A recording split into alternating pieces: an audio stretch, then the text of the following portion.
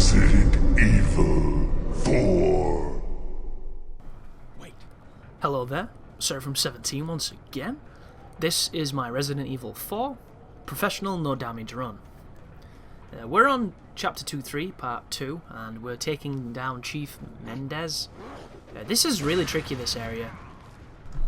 But if you can shoot the dynamite like I just did, it definitely makes it much more simple. But doing that is tricky as hell because the first guy generally throws an axe and then the second guy throws a dynamite and it's really close to you. So if you're not on the ball and you don't hit it immediately, it'll damage, and that's the end of the run until you retry, which can be really frustrating. But this is an optional path. It does get you a treasure. Treasures are something that you either want to get or you don't. Like, I have no need for the treasures because I don't really upgrade all that much stuff, and I constantly have a lot of money because I'm selling my healing items. Like, if you're wondering what I did to prepare for this kind of run, when I downloaded this on the 360 marketplace, I'd not played the game in, maybe 10 years or something daft. It'd been a long time since I played the game. It might not be 10 years, but I can't even remember when this came out. I think it came out in 2005, 2004, I don't know. I should really Google it, but I'd not played it for a long time, so I decided to do a no upgrade run on normal, because you can't start on professional, you have to unlock it. And because I had the inkling that I was going to do a no damage thing, I was kind of, assessing each situation with how much I took damage, how I could have avoided it, and how my upgrades might have made a difference. And a no upgrade run of this game is pretty tricky because your guns literally do nothing. Luckily enough, the RPG does everything, so it's really all you need. But you really do not do much damage when you don't upgrade things, and it's really noticeable. But that dodge right there is one of two quick times. It's either A or B, or the triggers. They're the universal quick time in this game. So I'm going to grenade the first form, it seems. So there's 2 grenades. If you have more grenades, you can end this sequence much quicker, but I don't. Then I'm going to run up here, because there's a barrel directly behind me, I believe, which I'm going to shoot. Get some residual damage on him. And then there's another grenade on this windowsill here. So I'm going to drop down this ladder. I'm going to put my back against the wall. I'm going to chuck the grenade, and then I'm going to probably shoot him. Oh, there's another grenade there as well. So there's 2 more grenades. Spin around. Fucking hell, he's closer than I thought he'd be.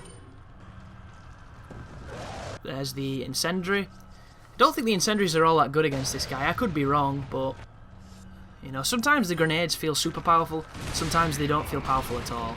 But there is the first form. This is the second form, and I'm just going to shoot him with the rocket launcher and hopefully end this phase immediately. So you have to hit. If you don't hit, there's no point. And there you go. I ended up killing him with his torso still doing a little dance. And this is hilarious too. The checkpoint here is before the boss fight, so like an idiot, I was looting the room and I got caught on fire. Restarted thinking I'd have to just, after the boss, pick up the eyeball. It was literally before I'd run into the fucking barn. I was so mad. Like, such a bizarre checkpoint. But now that he's dead, we didn't use too much ammo as well. We used the rocket launcher, but that's why we bought it. We used some grenades. Grenades are something you either have or you don't. I don't really mourn them because you can always play better in most instances. And then all that's left now is to move back where we went, open the door with the eyeball, and then progress into the castle. And one of the more intimidating areas of the game because the combat steps up considerably. But that's where I was set on fire, so do not go too close to the fire. Or, fire burns, turns out. We all kind of knew, and I had to remind myself with a nice 3rd degree scorching. But the cool thing about the castle is we managed to get rid of Ashley at one point. You're with her for quite some time, and then you get rid of her.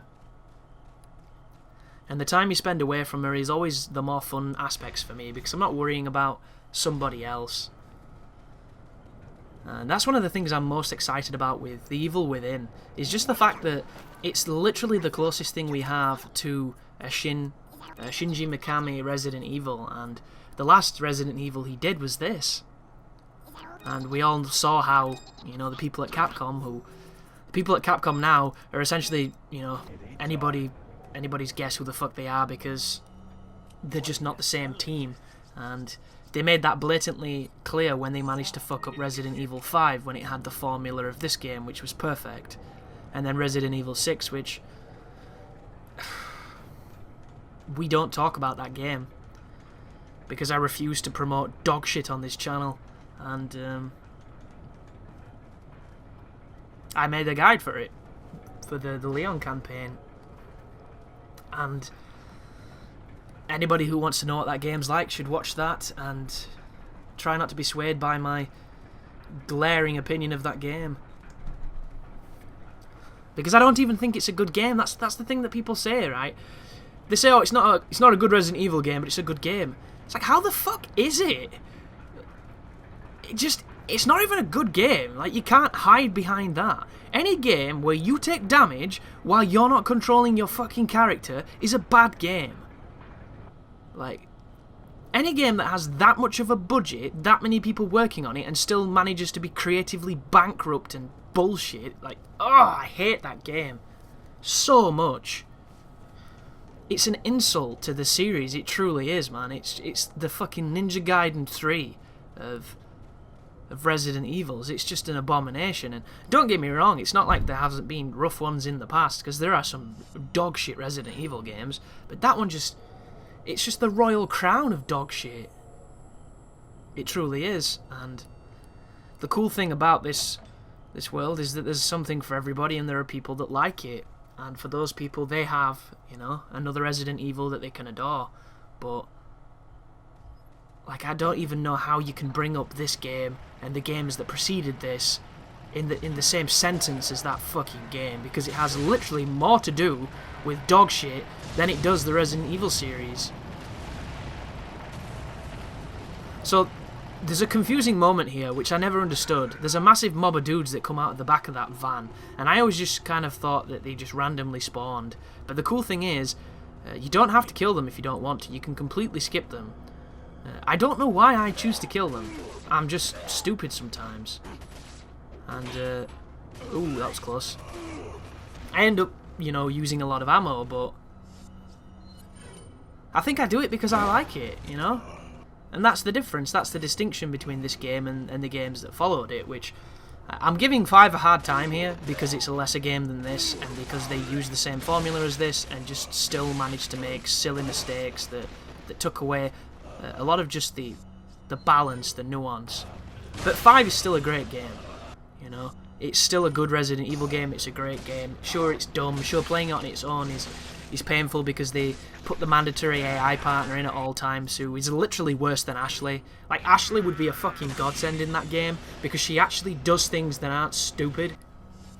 She doesn't steal your ammo, she doesn't steal your gear, she doesn't constantly get in the damn way, and she doesn't become a giant liability. Because she's super dumb, that AI. And I never really had any problem with it, because I played that game with Aiden. I always played with a friend. So I never experienced just what people got when they didn't have, somebody who had the game, or someone who was playing at the same time they were. Because that game, solo, is an abomination when it comes to, like, fun.